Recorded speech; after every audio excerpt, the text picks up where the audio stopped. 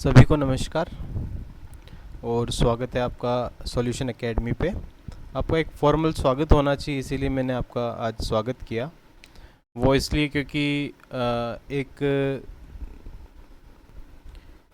Connection सा रहता है जब आप कई दिनों तक किसी से जुड़े हुए रहते हैं और वही लोग आपसे बार बार प्रश्न पूछते हैं, तो एक थोड़ा सा कनेक्शन सा फील होता है कि भाई अब क्योंकि एग्ज़ाम आने वाला है तो इसके बाद में ये बच्चे चेंज हो जाएंगे, कोई नए बच्चे आएंगे दूसरे एग्ज़ाम से जुड़े हुए, तो ये चीज़ काफ़ी ज़्यादा फील रहती है हमारे दिल में।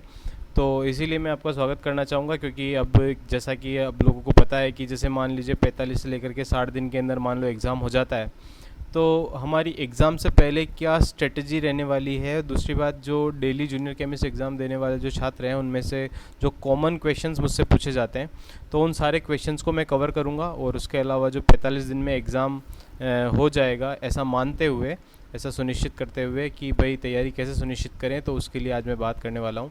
तो ये वीडियो एक तो पूरा देखना है ताकि आपके मन में कोई भी शंका न रहे जिसकी वजह से आप मन लगा करके पढ़ नहीं पा रहे हो। तो पूरा मन लगा करके पढ़ने के लिए आप ये वाला वीडियो पूरा ढंग से देखना, और जो भी आपके मन में क्वेश्चंस हैं, होप सो ईश्वर की कृपा से मेरे मुंह में सरस्वती बैठे और मैं आपको वो सारे क्वेश्चंस के आंसर दे पाऊँ। तो चलिए, कौन कौन से क्वेश्चंस हैं जो कॉमनली मुझसे पूछे जाते हैं, तो वो सबसे पहले क्वेश्चंस देखते हैं। क्वेश्चन नंबर 1 तो सबसे पहले ये पूछा जाता है, क्योंकि कई सारे विद्यार्थी ऐसे हैं हमारे जो कि नेट JRF गेट क्लियर है। तो सबसे पहला प्रश्न तो वो मुझसे पूछते हैं कि सर मेरा जैसे नेट और गेट हो चुका है तो मैं किस लेवल की तैयारी मुझे करनी चाहिए। दूसरा है कि मेरा कोर्स हो चुका है, अब मैं क्या करूं। तीसरा, मैंने अभी अभी तैयारी शुरू करी है, तो क्या मैं एग्ज़ाम तक कुछ कर पाऊंगा, एग्ज़ाम तक पूरी कंप्लीट कर लूँगा या नहीं कर पाऊँगा। फिर है कि केमिकल इंजीनियरिंग वालों का क्या मौका है सर, क्योंकि जो सिलेबस है वो तो MSc लेवल का है, तो जो केमिकल इंजीनियरिंग वालों है उनके लिए क्या क्या कोई दिशा है, क्या ये कर भी पाएंगे हम लोग या नहीं कर पाएंगे, या हम लोग टाइम वेस्ट ही कर रहे हैं। दूसरी बात है, MSc वालों को कितना पढ़ना होगा और कितना पढ़ना काफ़ी रहेगा, इसका प्रश्न ये पूछा जाता है। अगली बात है कि एक्सपेक्टेड मार्क्स कितने रहने वाले हैं, कितने एक्सपेक्टेड मार्क्स रहेंगे। अगला है जीके का क्या करें हम लोग, जीके कितने मार्क्स का है, तो उसका क्या करना चाहिए एक्चुअली अब 45 डेज़ में। नॉन टेक का क्या करें, ये सबसे बड़ा प्रश्न है। दूसरी बात, करंट अफेयर्स कितना पढ़े, और राजस्थान जीके का क्या करना चाहिए, ये मेन चीज़ें हैं। तो नॉन टेक के अंदर तो मैं सारी चीज़ें कवर कर लूँगा, हिंदी इंग्लिश वगैरह सारी, जिसके अंदर हम लोग मार्क्स का डिस्ट्रीब्यूशन वगैरह पूरा देख लेंगे। तो चलिए शुरुआत करते हैं। सबसे पहले प्रश्न थे कि अगर मैं नेट गेट हूँ तो मुझे किस लेवल की तैयारी करनी चाहिए। तो ये वाले जो दो कैटेगरी के लोग हैं, नेट और गेट, इनके साथ में एक और मैं कैटेगरी लेना चाहूँगा, टीचर्स जो ऑलरेडी पढ़ा रहे हैं, है ना। अब जो लोग MSc लेवल तक को पढ़ा रहे हैं उनकी तो ख़ास बात ये है कि ये वाले जो लोग हैं ये इनको ऑलमोस्ट सारा नॉलेज है, और ये नेट और गेट से ज़्यादा बेटर परफॉर्म करते हैं जो MSc लेवल तक के बच्चों को या फिर बीटेक वाले बच्चों को जो पढ़ाते हैं, वो ज़्यादा अच्छे से परफॉर्म करते हैं एज़ कम्पेयर टू नेट और गेट वालों को। उसके पीछे कारण बताता हूँ। उसके पीछे कारण ये है कि जो नेट और गेट है वो स्पेसिफिक जिस भी इंस्टीट्यूट से इन्होंने कोचिंग करी होगी, उस इंस्टीट्यूट की एक खास बात होती है कि या तो वो ऑर्गेनिक ही अच्छी करा पाते हैं, या वो फिजिकली अच्छी करा पाते हैं, या वो इनऑर्गेनिक ही अच्छी करा पाते हैं। तो इनमें से कोई ना कोई पोर्शन उनका ऐसा रह जाता है जिसकी वजह से वो बच्चे कॉम्पिटिटिव एग्ज़ाम्स के अंदर, जो जनरली जो स्टेट लेवल के एग्ज़ाम्स होते हैं उनके अंदर कहीं ना कहीं रह जाते हैं। वरना आपने देखा होगा कि भाई ज़्यादातर सिलेक्शन जो है वो नेट और गेट वालों का ही होने वाला होगा। अब देखो, जैसे मेरी ही बात कर लेता हूँ कि मेरे साथ में ही कई सारे बच्चे ऐसे हैं जिनका नेट गेट क्लियर नहीं है। दूसरी बात, मेरा खुद का भी नेट गेट क्लियर नहीं है, ठीक है। मैं भी 8 साल तक मैंने लगातार MSc तक के लेवल को पढ़ाया था, और दूसरी बात, कुछ कारण रह गया था, इस वजह से मेरा नेट नहीं हो पाया था, क्योंकि मैं ज़्यादा समय दे नहीं पाया था उस एग्ज़ाम को, इसी वजह से मेरा हुआ नहीं था। पर मैंने 8 साल जैसा पढ़ाया था उसकी वजह से मेरा सिलेक्शन हुआ, ठीक है। तो पहली बात तो ये कि आपको क्या करना चाहिए, तो आप नेट वालों को क्या करना चाहिए। नेट वालों के लिए सबसे पहले तो मैंने जो पार्ट A का वीडियो बना रखा है उस वीडियो को पूरा देखो। उसके अंदर जो जो भी टॉपिक मैंने बता रखे हैं वो सारे टॉपिक्स देखो कि ये वाले जो टॉपिक्स हैं उनमें से कौन से टॉपिक तुम्हारे क्लियर हैं या नहीं हैं। अगर तुम्हारे क्लियर नहीं है तो उन टॉपिक्स को तुम्हें मेन फोकस रख करके पढ़ना है ये 45 दिन, ठीक है। दूसरी बात, जो टॉपिक तुम्हारे ऑलमोस्ट तुम्हारे क्लियर हैं उनको केवल एक बार का रिवीजन जरूर करना है, चाहे वो 1 घंटे में करो चाहे 2 घंटे में करो, पर एक बार का रिवीजन जरूर उसका करना चाहिए, क्योंकि रिवीजन के बिना हो सकता है कि छोटी मोटी मिस्टेक रह जाए। और आपको पता ही है माइनस मार्किंग है, 1/3 माइनस मार्किंग होने वाली है, इसी वजह से बहुत ज़्यादा माइनस मार्किंग है। तो माइनस मार्किंग से बचने के लिए आपको ये बात क्या ज़रूर याद रखनी है कि एक बार का रिवीजन सुनिश्चित करना ही करना है।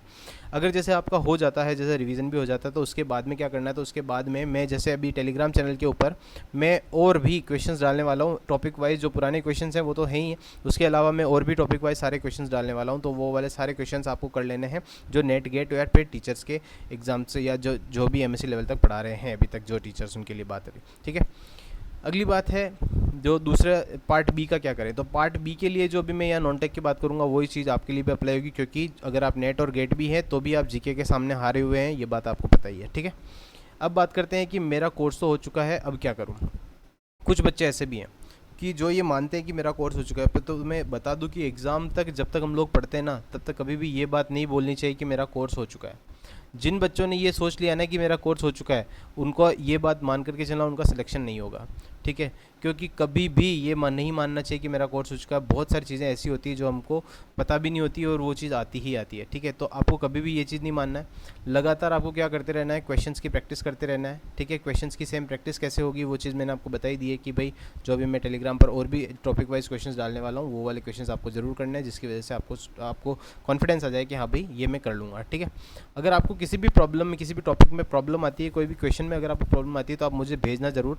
क्वेश्चन मुझसे पूछ सकते हैं आप डायरेक्टली, और क्वेश्चन आप डायरेक्टली तभी पूछ पाएंगे जब आप लोगों ने 100 रुपीज़ का सब्सक्रिप्शन ले रखा होगा, क्योंकि आप लोग मुझे व्हाट्सएप पर वो क्वेश्चन पूछ सकते हैं। व्हाट्सएप पर मेरे पर्सनल नंबर पर आप क्वेश्चन पूछ सकते हैं, मेरे को जैसे ही समय मिलेगा मैं आपको ज़रूर आंसर बता दूँ, क्योंकि ऑफिस भी जाना पड़ता है, आपको पता ही है।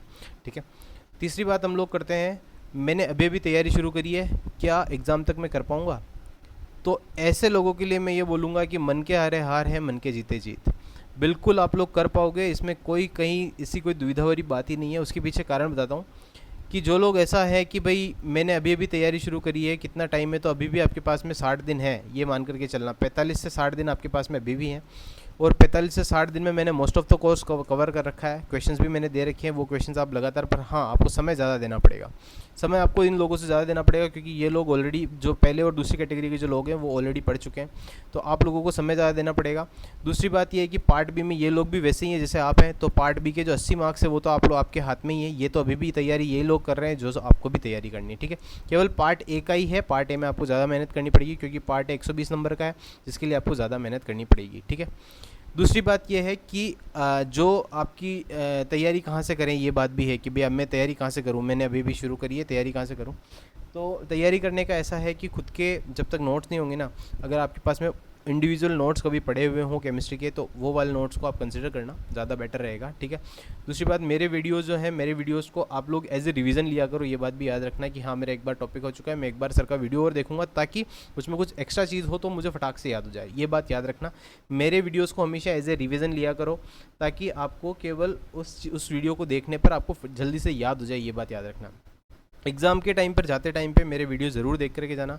एक बार वीडियो देखोगे तो जब तुम एग्ज़ाम दोगे तो ये बात देखना कि आप लोग ज़्यादातर क्वेश्चन जो है वो वीडियो के अंदर से पुट हुए हैं, और उससे आपको बेनिफिट भी होने वाला है। ठीक है, जो लोग अभी तैयारी कर रहे हैं वो लोग पार्ट ए और पार्ट बी का जो सिलेबस वाला वीडियो है, अगर आप लोगों ने वो वाला वीडियो नहीं देखा हो तो वो वाला वीडियो देख लेना, ताकि आपको पता पड़ जाए कि सिलेबस में मतलब मेनली क्या आने वाला है। हो सकता है कि इसके अलावा एक आध पॉइंट और हो सकता है, क्योंकि भाई देखो सिलेबस मुझे भी पूरा क्लियर नहीं था, मैंने एग्ज़ाम दिया उसके अकॉर्डिंग ही मैंने सिलेबस पूरा बनाया है। तो सिलेबस का मोस्टली पार्ट मैंने कवर किया था, वो वाला पार्ट आपको ज़रूर देखना है कि कौन कौन से पार्ट में आपको क्या क्या पढ़ना चाहिए। ठीक है, दूसरी बात कि केमिकल इंजीनियरिंग वालों के लिए क्या मौका है सर। तो केमिकल इंजीनियरिंग वालों के मौका क्या है वो चीज़ देखो।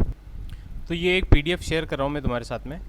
ये सीनियरिटी लिस्ट है जूनियर केमिस्ट की, अभी जो 2021 के अंदर, अभी अप्रैल के अंदर जो लॉन्च हुई है वो वाली है। तो इस वाली सीनियरिटी लिस्ट को अगर तुम देखोगे तो इसके अंदर देखो MSc कितने बंदे, 1 2 3 4 5। ठीक है, अब बीटेक देखो कितने, 1 2 3 4 5 6। ठीक है, और देखो बीटेक देखोगे नीचे की तरफ देखो, ये 7 8 है ना। और बीटेक की बात करोगे तो ये देखो 9 10 11 12 13 14 15। तो अगर आप बात करो बीटेक कितने हैं, तो बहुत सारे बीटेक्स हैं, है ना। तो आपको कहीं पर भी निराश होने की ज़रूरत नहीं है, जितने MSc है उतने ही बीटेक है। 50% चांसेस है तुम्हारे भी सिलेक्शन के कि 50% चांस हो गए होगा। अभी ये वाली जो लास्ट लिस्ट है, ये वाली लिस्ट को अगर तुम देखोगे तो ये जो लास्ट वाले बच्चे थे, जो हमारे साथ वाले हमारे बैच वाले लड़के थे, इनकी अगर बात करोगे तो तुम अगर इनमें देखोगे तो भी देखो 1 2 3 4 5 6 सात सात जो हैं वो हमारे बीटेक के स्टूडेंट्स हैं जो साथ में थे। इसके अलावा कुछ बच्चे छोड़ के भी चले गए, किसी का कहीं और सिलेक्शन हो गया तो वहाँ पे भी चले गए। तो इसका मतलब ये है कि बीटेक के लिए भी काफ़ी ज़्यादा चांसेस है, तो बीटेक वालों को निराश होने की बिल्कुल भी आवश्यकता नहीं है। दूसरी बात, एमएससी वालों के लिए क्या है, अगला क्वेश्चन देखते हैं हम लोग कि एमएससी वालों के लिए क्या प्रश्न है कि एमएससी वालों को क्या पढ़ना चाहिए। तो क्वेश्चन है हमारे पास में पाँचवा कि एमएससी वालों को कितना पढ़ना चाहिए। तो एमएससी वालों को एटलीस्ट बीएससी लेवल का तो पढ़ना ही चाहिए। अगर किसी ने नेट की तैयारी कर रखी है तो नेट के जो नोट्स हैं उनको अच्छे से एक बार पढ़ ले तो भी काफ़ी होगा, ठीक है। ये तो मोर देन इनफ होगा नेट के नोट्स अगर वो पढ़ लेगा तो, ठीक है। अगर जो एमएससी वाला है उसको क्या करना चाहिए, तो आपको क्या करना चाहिए, जो 11th-12th के अंदर जो टॉपिक्स हैं, इन 11th-12th के टॉपिक्स को बीएससी से मैच कर लो। और बीएससी के अंदर जो है, जैसे मान लो एस ब्लॉक है तो एस ब्लॉक 11th क्लास का मत पढ़ो, बीएससी का पढ़ो, ठीक है। अगर ये कर लोगे ना तुम लोग तो तुम्हारा बिल्कुल आराम से सिलेक्शन होगा, ये बात याद रखना। इसके अलावा बीएससी तो पूरी, मतलब जैसे मैंने बोल दिया कि भाई क्वांटम पढ़नी है तो बीएससी के अंदर जो क्वांटम का पार्ट है 3rd ईयर के अंदर वो पूरा पढ़ करके ही जाना है। फोटोकेमिस्ट्री का पार्ट जो बीएससी में है वो एटलीस्ट पूरा पढ़ के ही जाना है, ठीक है। ये बात बिल्कुल आपको याद रख करके पढ़नी है ना। अगली बात आ जाता है हमारे पास में एक्सपेक्टेड मार्क्स कितने रहेंगे। एक्सपेक्टेड मार्क्स की बात कर लेता हूँ मैं। तो देखो हमारे पास में 2 पार्ट्स हैं, पार्ट ए और हमारे पास है पार्ट बी, ठीक है। अगर मेरी बात करूँ ना तो जैसे आपको पता है 87 आउट ऑफ 120 थे और 37 आई थिंक 37 आउट ऑफ 80 थे, ठीक है। ये तो उस टाइम की बात थी। अब ये वाली बात को अगर मैं बार बार दोहराऊंगा तो इसका कोई सेंस तो है नहीं। अगर आप यहाँ से हिंट लेना चाहते हो कि आपके मार्क्स के अकॉर्डिंग कितने मार्क्स आने चाहिए तो यहाँ से हिंट ज़रूर ले सकते हो। अगर आप यहाँ देखोगे कि पार्ट बी के अंदर 37 नंबर आउट ऑफ 80 हैं तो इसका मतलब ये हुआ कि 35 नंबर तो हर एक बच्चे की पिछली बार भी आए थे जो नहीं पढ़ के गया था। हम लोग कोई नहीं पढ़ के गए थे पार्ट बी, ये देख लो, पार्ट बी कोई भी नहीं पढ़ के गया था। इस बार पार्ट बी बच्चे पढ़ के जा रहे हैं, ये बात याद रखना। तो सबसे पहले अगर मैं पार्ट बी की बात करूं तो मैं तुमसे ये बोलूँगा कि 80 में से 50 नंबर पार्ट बी ये रहेगा स्कोर इस बार, कम से कम ये है मिनिमम स्कोर, है ना। यहाँ पे सिलेक्शन है 80 में से 50 नंबर लाने तुमको पार्ट बी में। हम लोग स्ट्रेटेजी उसी के अकॉर्डिंग डिसाइड करने वाले हैं कि 80 में से 50 नंबर पार्ट बी में आएंगे तभी सिलेक्शन है, ठीक है। अब पार्ट ए की क्या बात करते हैं। तो पार्ट ए की अगर बात करेंगे तो अगर देखो तुम जिसका सिलेक्शन हुआ उसके 87 मार्क्स हैं, इसका मतलब ये हुआ कि इससे मेरा तो चलो ठीक है, मैं जनरल कैटेगरी के अंदर था, पर फिर भी आप ये मान करके चलो कि 120 में से 80 नंबर तो आपको लाने ही लाने हैं। 120 में से 80 नंबर लाओगे, यहाँ से 50 नंबर लाओगे तो एक्सपेक्टेड मार्क्स जो तुम्हारे रहेंगे वो 130 नंबर रहेंगे। और मैंने पहले ही बात कर रखी है कि 135 मेरिट जाएगी, ठीक है। ये मिनिमम मेरिट जाएगी नीचे नीचे की, इससे ऊपर जब नंबर आएंगे तो ही नंबर आएगा, ये बात भी याद रख लेना तुम लोग। उसके पीछे भी लॉजिक्स हैं। उसके पीछे लॉजिक ये है कि पिछली बार जब हमारे एग्ज़ाम थे उस टाइम पे बहुत सारे एग्ज़ाम एक साथ में थे तो बच्चों को स्प्लिट भी थे। बच्चों में मेरे बहुत सारे दोस्तों को तो इस एग्ज़ाम के बारे में भी पता नहीं था कि एग्ज़ाम भी था। तो इसीलिए आपको याद रखना है कि इस बार एग्ज़ाम्स नहीं है और सब बच्चे का क्लियर है कि उनको एग्ज़ाम में फ़ाइट करनी ही है। इसीलिए आपको याद रखना है कि 135 तो आपको स्कोर करना ही है आउट ऑफ 200। 200 में से 135 के अबाउ करोगे तो आपका सिलेक्शन 100% होगा।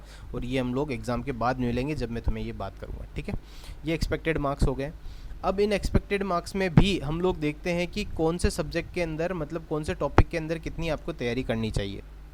अब पार्ट ए को देखो, तो पार्ट ए के अंदर देखो 3 पार्ट्स में मैं इसको स्प्लिट कर रहा हूँ, फिजिकल, इनऑर्गेनिक और ऑर्गेनिक, ठीक है। इसके अंदर 40% और 40% ऑर्गेनिक और फिजिकल का वेटेज और इनऑर्गेनिक का मैं 20% वेटेज मान कर चलता हूँ, जैसा मैंने एग्जाम दिया था उसके अकॉर्डिंग बता रहा हूँ। अब आप लोग यहाँ बात करोगे तो यहाँ पे 48 मार्क्स की तो तुम्हारी फिजिकल, 48 ही मार्क्स की तुम्हारे पास में ऑर्गेनिक और इनऑर्गेनिक है 24 मार्क्स की। इसमें से सबसे जो इजी पार्ट है वो है इनऑर्गेनिक का पार्ट है। वो जो 24% आपको 24 मार्क्स जो आपको मिल रहे हैं ये बिल्कुल फोकट के मार्क्स हैं। ये केवल सारा का सारा थ्योरी पार्ट है। इस थ्योरी पार्ट को अगर तुम लोग पढ़ लोगे ना तो ये 24 मार्क्स तो बिल्कुल आने माने के मिलने वाले हैं तुमको। तो इसका मतलब ये हो गया कि जो तुम्हें 80 नंबर लाने हैं उस 80 में से अगर तुम 24 मार्क्स के तो यही निकाल दोगे तो बाकी जो बचे हुए क्वेश्चंस हैं वो आप ऑर्गेनिक और फिजिकल से अटैम्प्ट कर पाओगे। तो मेरा जैसा मानना है कि इनऑर्गेनिक को आपको छोड़ना नहीं चाहिए। और इनऑर्गेनिक का क्या सिलेबस है वो इस वाले वीडियो के बाद में मैं इनऑर्गेनिक का सिलेबस भी तुम्हारे को आज, या वैसे मैं एक्सपेक्टेड तो आज डाल दूंगा पर नहीं डाल पाया तो मैं कल तुम्हारे को इनऑर्गेनिक का सिलेबस भी पूरा दे दूंगा कि ये वाले टॉपिक्स आपको पढ़ने हैं, ठीक है।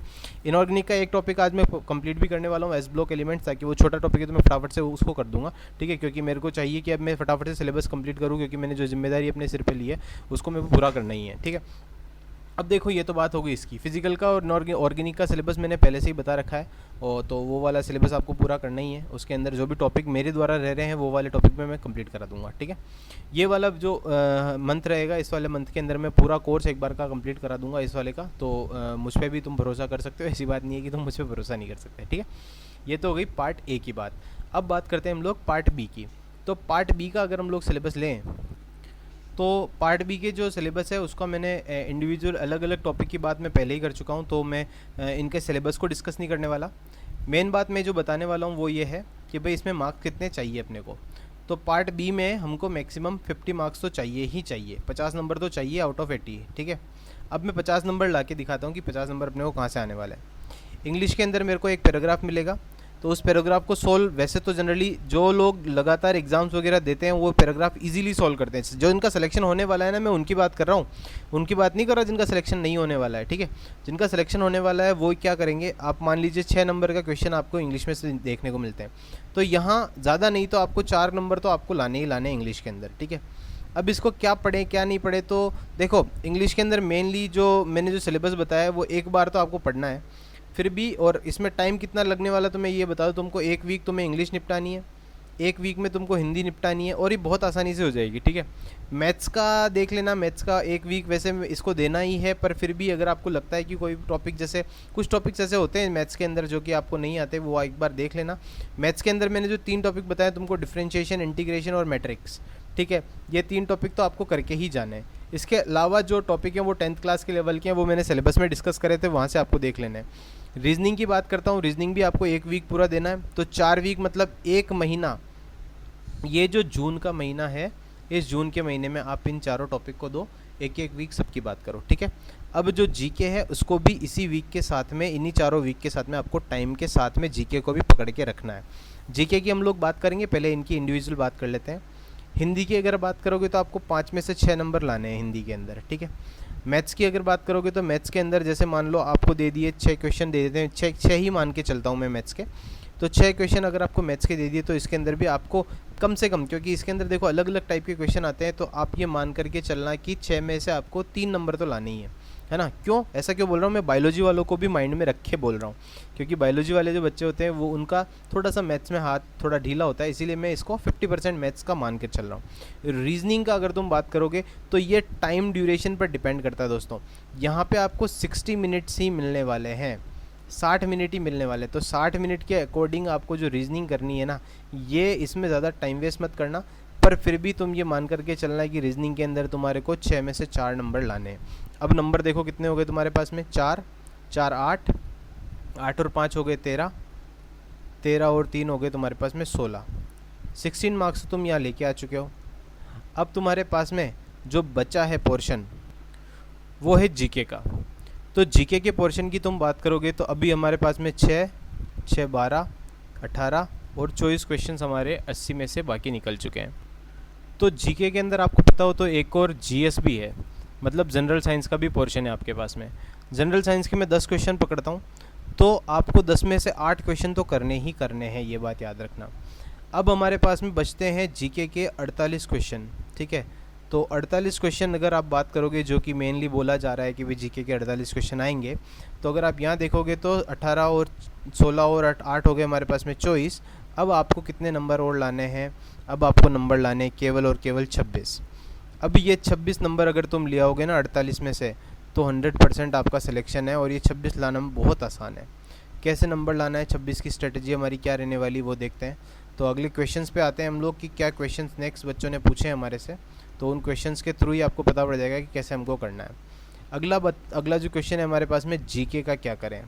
तो जीके की मैं स्पेशली बात करने वाला हूँ कि जीके को हम लोग को कैसे तैयार करना चाहिए, आप लोगों को कैसे तैयार करना है। मैंने तो पढ़ी नहीं थी ज़्यादा, पर जीके की है क्योंकि अभी कंपटीशन ज़्यादा हाई है, तो हम लोग उसकी बात कर रहे हैं। जीके के अंदर 2 पोर्शन है हमारे पास में, एक तो है करंट अफेयर्स, ठीक है, और एक है मेन मोटा मोटी राजस्थान जीके। ये 2 चीज़ें हैं। अगर आप राजस्थान जीके की बात करें ना, तो अब जो अगर तुम पढ़ने बैठे तो तुम्हारा माथा खाली हो जाएगा, तुमको समझ में भी नहीं आएगा कि मैं करूं क्या, क्योंकि हम लोग हैं साइंस वाले, हमको राजस्थान जीके का भैया ऐसे नहीं आने वाला है। इसका सबसे सही तरीका जो मैंने जितने भी बच्चे हैं जो हमारे जिन्होंने एडवांस का ले रखा 100 रुपीज़ का, उन सबको तो मैंने मैसेज करके ये चीज़ बताई थी कि आपको करना क्या है। तो आप लोगों को सबसे पहले तो टॉपिक वाइज मैंने राजस्थान जीके के क्वेश्चंस आपको दे रखे हैं।